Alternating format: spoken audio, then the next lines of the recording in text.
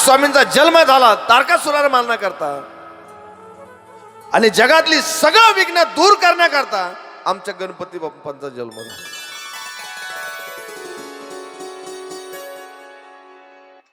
जय विजया, जया आणि विजया दोन दासी होत्या, सख्या होत्या पार्वती मातेच्या.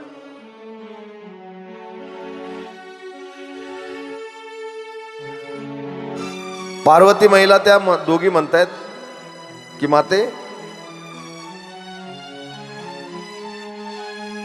शिवजींचे गण या ठिकाणी कार्यरत असतात, सेवा करण्याचं काम करतात, पण प्रत्येक वेळेस त्यांना काम सांगायला आम्हाला शोभत नाही. मग तुम्ही एक काम का करत नाही? तुमच्या ठिकाणी असा एक ऐकणारा पुत्र असावा असं आम्हाला वाटतंय. पार्वती माईनं थोडं दुर्लक्ष केलं होतं. पण एक वेळचा प्रसंग असा घडला की ज्यावेळेस पार्वती माई स्नान करत होती आणि एक गण बाहेर पहारा देत होते.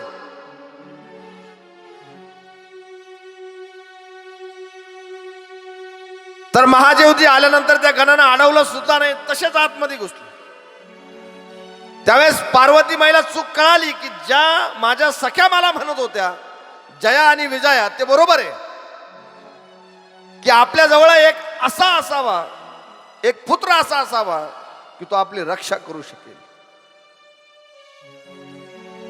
म्हणून स्वतःच्या मळापासून पार्वती माईनं एक मूर्ती तयार केली आणि गणेशजीची उत्पत्ती त्या ठिकाणी झाली.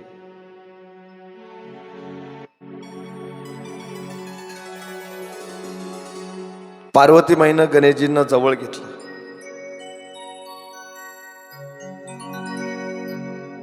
त्यावेळेस गणेशजींनी सांगितलं की माझी उत्पत्ती झाली, मला काम काय तेवढं आई सांग मला. पहारा देण्याकरता बाहेर बसवलं होतं आणि एकाच शब्दामध्ये सांगितलं होतं, जोपर्यंत मी सांगत नाही तोपर्यंत एकालाही मध्ये सोडायचं नाही.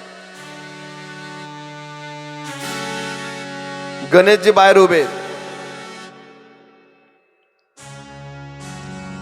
पार्वतीमाई आतमध्ये स्नान वगैरे करतायत. आणि त्याच वेळेस आगमन झालं महादेवांचं. महादेव ज्यावेळेस आतमध्ये येणार त्यावेळेस गणेशजीने थांबवलं, रुक जा वहां पे. महादेवांना आश्चर्य वाटलं, अरे माझ्याच घरामध्ये जाण्याकरता हा अडवणारा कोण आहे? मी कोणी असू, पण जोपर्यंत माझी माता पार्वती माता मला आदेश करत नाही तोपर्यंत मी कुणालाच मध्ये येऊ देणार नाही. महादेवजी म्हणले, एवढं पोरग आहे आणि ते आपल्याला उपदेश करायला लागले. महादेवजींना क्रोध आला होता, पण लहान मुलगा आहे म्हणून त्या ठिकाणी सोडून दिलं आणि परत आपल्या पिठावर येऊन बसले, आसनावर येऊन बसले. काही नंदी त्या ठिकाणी होते, सांगितलं जा, कोण पुत्र त्या ठिकाणी उभा आहे? मला असं वाटतं फार पराक्रमी दिसतोय, माझ्या पुढे बोलत होता. म्हणून काही शिवगान त्या ठिकाणी आले तर गणपती बाप्पा हलायचं काम नाही, त्यांचं बाजूलाच होत नव्हतं. त्यांनी एकाच शब्दामध्ये सांगितलं होतं, जोपर्यंत माझी माता सांगत नाही, आदेश येत नाही माझ्या मातेचा, तोपर्यंत एकलाही मी मध्ये पाय ठेवून देणार नाही. ही प्रतिज्ञा गणपती बाप्पांची.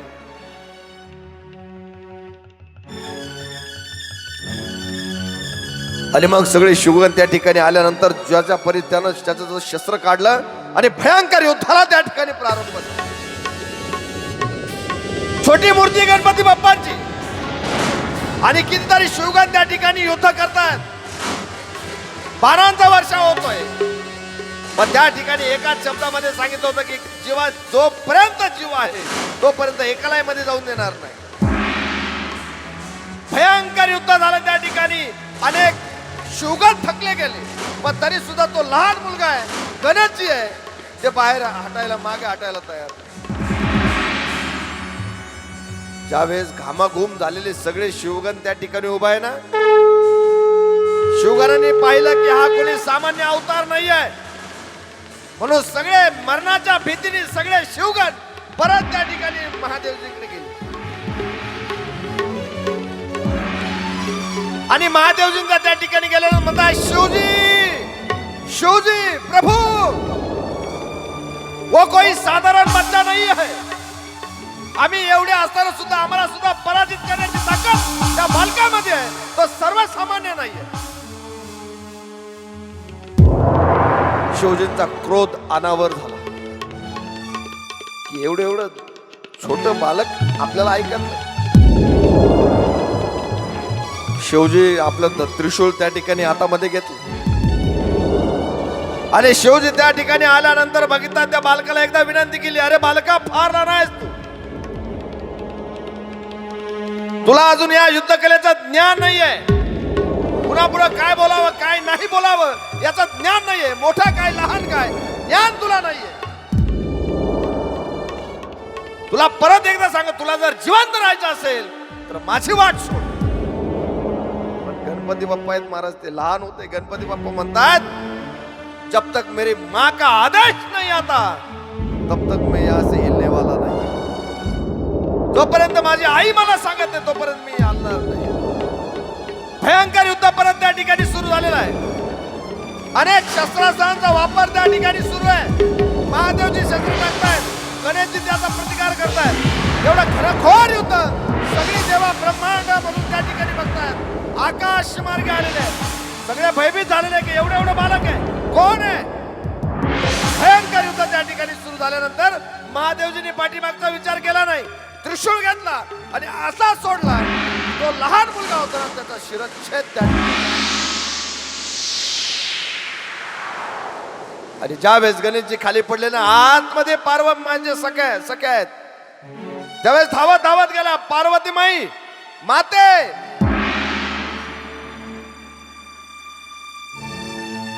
जो मुलगा त्या ठिकाणी तयार झाला होता, तुमचा मुलाला महादेवाने त्याचा शिरच्छेद करून टाकला.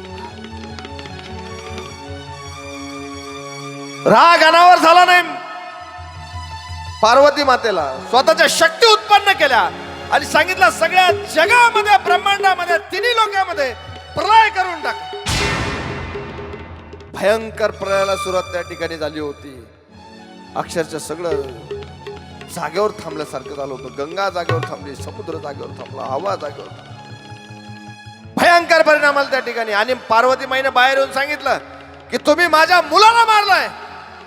देवतांनो लक्षात ठेवा, ज्याप्रमाणे तुम्ही माझ्या मुलाला मारलंय ना, त्याप्रमाणे तुमच्या बायका सुद्धा कधीच गर्भधारणा परत करू शकतात. शाप देऊन टाकला होता. त्यावेळेस महादेवजींना सांगितलं, जर माझा मुलगा जर जिवंत झाला नाही तर हा प्रलय मी कायम स्वरूपी करीन, सगळी सृष्टी नाश करून टाकेल. आणि म्हणून महादेवांना ती प्रचिती आली. महादेवजींनी काही शिवगणांना सांगितलं की उत्तरेच्या दिशेला जा. उत्तरेच्या दिशेने गेल्यानंतर जो पहिला प्राणी असेल त्याचा शिर तोडून आणा. सगळे शिवगण त्या चालतायत. त्यांना एक प्राणी दिसला. त्याचं नाव काय होतं? हत्तीचं बालक होतं महाराज. ते शिर आणलं आणि आणल्यानंतर महादेवजींच्या स्वाधीन केलं. महादेवजींचे शिर त्या मुलाच्या धडाला ते लावून दिलं आणि गणपती बाप्पा परत जागी झाले.